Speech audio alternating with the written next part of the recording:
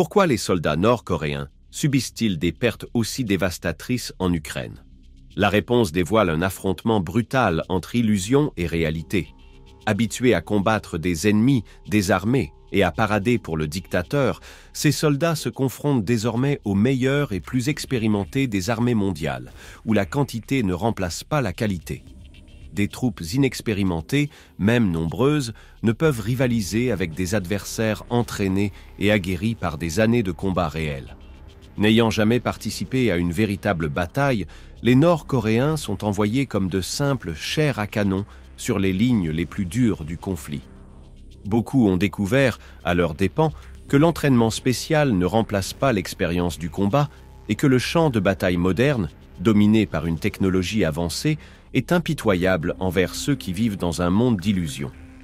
Pendant ce temps, des témoignages comme celui d'une infirmière russe qui déclare que les hôpitaux sont saturés de blessés nord-coréens mettent en lumière le coût humain de cette guerre. Ces pertes massives sont-elles rapportées en Corée du Nord? Ou, comme par le passé, seront-elles dissimulées derrière une propagande de conquête grandiose? L'histoire a déjà prouvé que, lors de conflits antérieurs, les pertes nord-coréennes étaient un secret d'État soigneusement gardé. Découvrez comment la réalité d'une guerre moderne ébranle une armée déconnectée du monde réel et ce que cela signifie pour l'avenir d'une des alliances les plus risquées de notre époque. Le géant militaire de la Corée du Nord, le pilier du régime. Pour comprendre la présence de soldats nord-coréens en Ukraine, il est essentiel d'explorer d'abord la dynamique interne de l'armée nord-coréenne. Avec ses 1,4 million de membres, elle est non seulement l'une des plus grandes armées du monde, mais aussi la pierre angulaire qui soutient le régime de Kim Jong-un.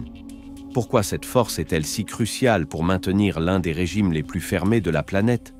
Depuis l'ère de Kim Jong-il, père de l'actuel dirigeant, la politique du Songun, littéralement priorité à l'armée, a placé les forces armées au sommet de la hiérarchie nationale. Dans un pays où les civils souffrent de privations extrêmes, telles que la pénurie de nourriture et de carburant, l'armée est le principal bénéficiaire des ressources limitées, assurant ainsi son rôle privilégié au sein du système. Cependant, l'armée nord-coréenne dépasse largement ses fonctions conventionnelles de défense ou d'attaque. Elle contrôle des mines, gère des industries et participe même à des activités clandestines comme la contrebande pour soutenir l'économie du régime.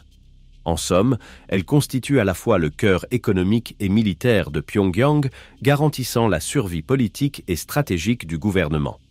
L'envoi de soldats nord-coréens. Un pari sans précédent. En 2024, Kim Jong-un a pris une décision historique. Envoyer plus de 12 000 soldats pour combattre aux côtés des forces russes en Ukraine. Ce choix inédit marque la première fois que des troupes nord-coréennes participent à un conflit en dehors de leur territoire. Mais qu'est-ce qui motive ce mouvement risqué sur l'échiquier géopolitique mondial? Les analystes estiment que Kim voit dans ce conflit une opportunité stratégique. En resserrant ses liens avec la Russie, il cherche non seulement à consolider une alliance militaire, mais aussi à obtenir des bénéfices substantiels. Financement, avancées technologiques et soutien diplomatique. Des atouts précieux pour un régime confronté à l'isolement international. Les soldats envoyés appartiennent au corps Tempête, une unité d'élite réputée pour son haut niveau d'entraînement et sa loyauté idéologique envers le régime. Ce choix reflète l'intention de Pyongyang de montrer son engagement dans cette alliance en déployant ses meilleurs éléments. Ce déploiement intervient dans un contexte délicat. Kim Jong-un ne se contente pas de s'impliquer dans un conflit lointain. Il engage aussi sa crédibilité militaire et politique, transformant cette opération en un enjeu stratégique clé pour ses ambitions à long terme. Le champ de bataille. Un piège mortel pour les soldats nord-coréens. Le champ de bataille en Ukraine s'est rapidement révélé être un piège mortel pour les troupes nord-coréennes.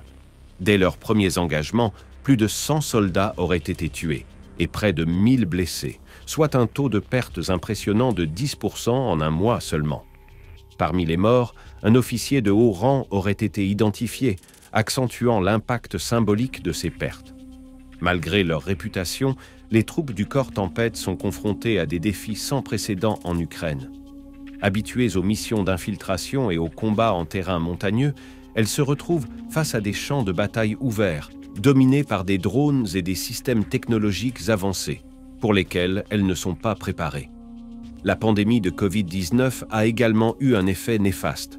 Pendant 2 ans, de nombreux soldats ont été affectés à la surveillance des frontières avec la Chine, réduisant drastiquement leur entraînement opérationnel.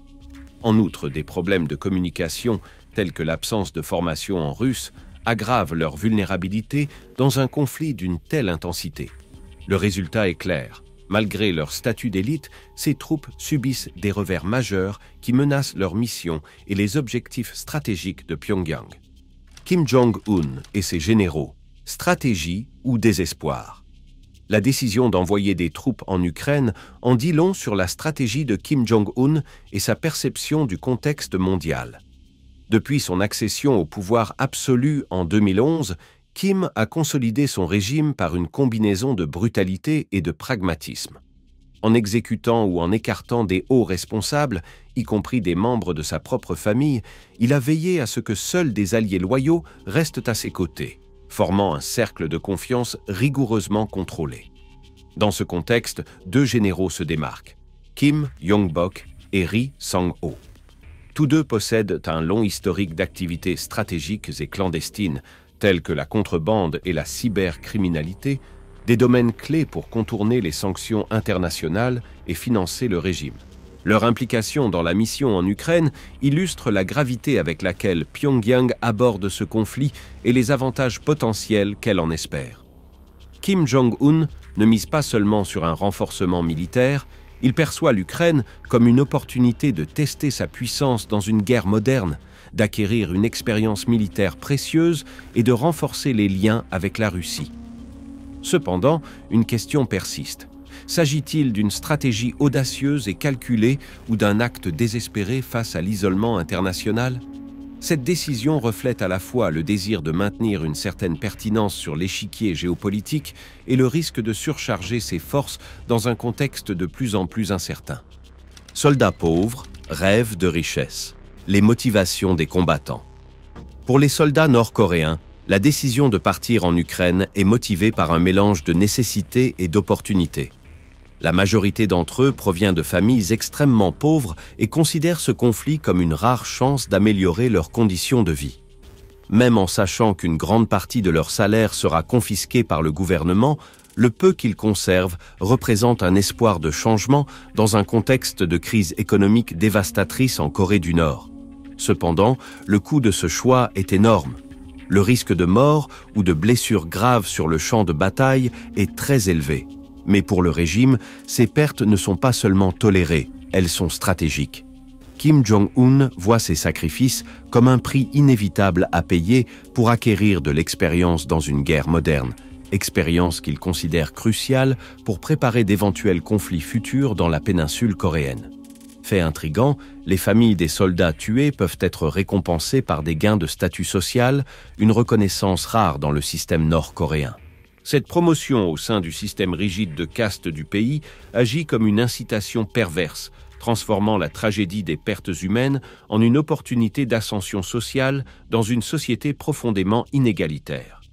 En somme, pour de nombreux soldats, le rêve d'une vie un peu meilleure se heurte à la dure réalité d'un champ de bataille impitoyable, tandis que pour le régime, chaque vie perdue est perçue comme une partie d'un plan plus vaste visant à consolider sa force et sa préparation militaire. L'alliance Russie-Corée du Nord vers quelque chose de plus grand. L'alliance entre la Russie et la Corée du Nord a des implications significatives pour l'équilibre mondial. Pour la Russie, l'arrivée de soldats nord-coréens constitue un renfort précieux dans un conflit prolongé et coûteux. Pour la Corée du Nord, cet engagement représente une opportunité stratégique de démontrer sa loyauté et d'assurer des avantages futurs, tels qu'un soutien politique, militaire et technologique. Cependant, ce partenariat n'est pas passé inaperçu. La communauté internationale a réagi avec de nouvelles sanctions ciblant les généraux nord-coréens impliqués dans l'opération, tout en intensifiant la surveillance de cette coopération. Malgré cela, il est peu probable que Kim Jong-un et Vladimir Poutine reculent. Au contraire, l'alliance semble se renforcer, consolidant la position des 2 pays contre l'isolement imposé par l'Occident. Cette collaboration soulève une question fondamentale. Est-ce que ce pari risqué est-il simplement le début de quelque chose de plus grand? À mesure que la Russie et la Corée du Nord resserrent leurs liens, la possibilité d'actions conjointes futures susceptibles de reconfigurer la scène géopolitique demeure. Que réserve cette alliance pour l'avenir? Il est certain que les prochaines étapes de ce partenariat auront des répercussions qui mériteront d'être attentivement observées.